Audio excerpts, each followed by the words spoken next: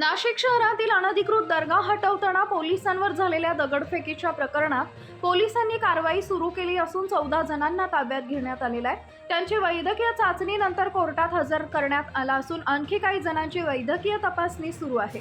नाशिकच्या काठे गल्लीतील अनधिकृत धार्मिक स्थळ हटवण्याच्या कारवाई दरम्यान जमावाकडून पोलिसांवर जोरदार दगडफेक करण्यात आली। या घटनेत 21 पोलीस कर्मचारी जखमी झाले असून त्यांच्यावर जिल्हा शासकीय रुग्णालयात उपचार सुरू आहेत। या हल्ल्यानंतर पोलिसांनी तातडीने कारवाई करत 14 जणांना ताब्यात घेतलं असून त्यांना सत्र न्यायालयात हजर करण्यात आले। न्यायालय परिसरात मोठा पोलीस बंदोबस्त तैनात करण्यात आला होता।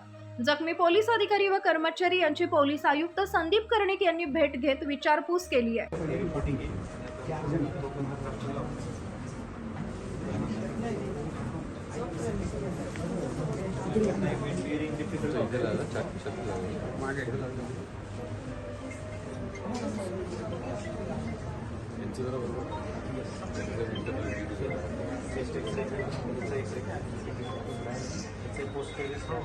नाशिक शहरामध्ये काल रात्री हिंसक जमाव पांगवताना नाशिक शहर पोलीस दलाच्या अधिकारी व अंमलदारांनी अतिशय स्विफ्ट आणि अतिशय स्ट्रॉंग ॲक्शन घेतली। त्यामुळे अर्ध्या तासाच्या आतच सर्व परिस्थिती नियंत्रणात आली आणि आज आपण बघतायत की शहर सुरळीतपणे चालू आहे। त्याबद्दल मी त्यांचं अभिनंदन करतो।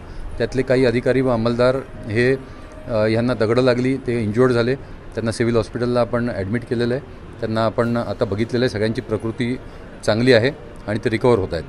थँक्यू। एकूण किती जण जखमी झाले? एकूण 21 अधिकारी व अंमलदार जखमी झालेले आहेत आणि त्यातले काही सिव्हिल हॉस्पिटल नाशिक शहर या ठिकाणी ॲडमिट आहेत।